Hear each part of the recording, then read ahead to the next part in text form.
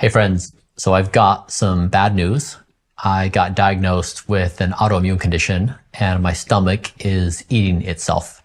That is Bryan Johnson, the man who may know more numbers about his body than anyone alive. And in May 2026, that body produced a problem his system had not seen. You probably know the internet version of Bryan, the tech millionaire in a red light mask, the green sludge, the handfuls of pills, the blood draws. The man who goes to sleep around 8:30, wakes near 5, and has turned "Don't Die" into both a slogan and a schedule. He calls himself the most measured human. His videos show lights, scans, scales, workouts, carefully timed meals, and enough charts to make a hospital look under-instrumented. From a distance, it can feel like the world's most expensive morning routine. But the routine is only the interface. Under it is a much stranger idea. Bryan Johnson is trying to run a human body the way a founder runs a startup.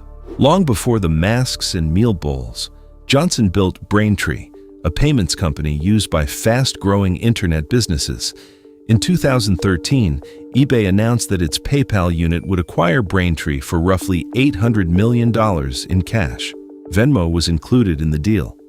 3 years later, Johnson founded Kernel, a neurotechnology company built around making brain activity measurable and useful.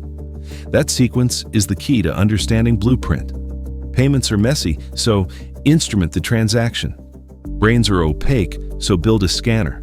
Bodies decay, so collect the data and debug the system. The target changed, the founder logic did not. But Blueprint was not born from success alone.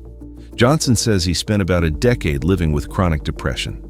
I had chronic depression for 10 years. And so in that 10-year time period, I desperately wanted lights to be off.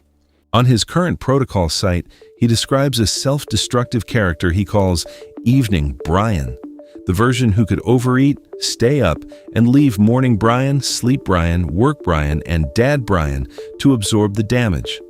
Most health plans ask you to make better choices. Johnson's solution was more radical. Stop asking the unreliable version of himself. Blueprint is not just a diet or a pile of devices. It is governance, a system in which today's craving loses its vote to tomorrow's data. That would take better care of you than you can yourself, giving you. In practice, the algorithm is a loop. Measure as much as possible. Compare the result with a target. Change the protocol. Then measure again. His 2025 routine begins the night before. Asleep by 8:30, awake around 5 without an alarm. Then light exposure, inner ear temperature, body composition, hair treatment, breathing work, a formulated drink, 60 to 90 minutes of exercise, a highly controlled breakfast, a few dozen pills, light therapy, work, and an early final meal. Some of this is almost aggressively ordinary. Sleep consistently, exercise, eat plants, don't smoke, limit alcohol. The unusual part is the enforcement and the experimental edge. Johnson's own published protocol says his personal regimen includes a mix of on-label, off-label, unlicensed, and research-use-only therapies. It calls the project experimental clinical research. So Blueprint is not one stable recipe. It is a constantly shipping build, running on one extremely monitored user. And that user generates incredible content.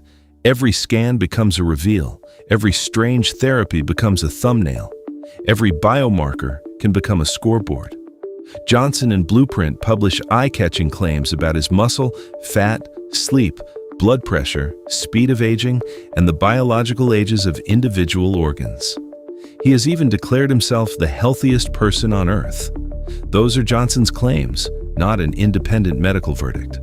And the distinction matters because a mountain of measurements can describe one person in extraordinary detail without proving which intervention caused which result.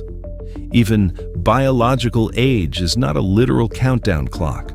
Researchers use aging clocks as proxies because proving that something extends human life would otherwise mean following people for decades. Useful signal, yes. Final answer, no.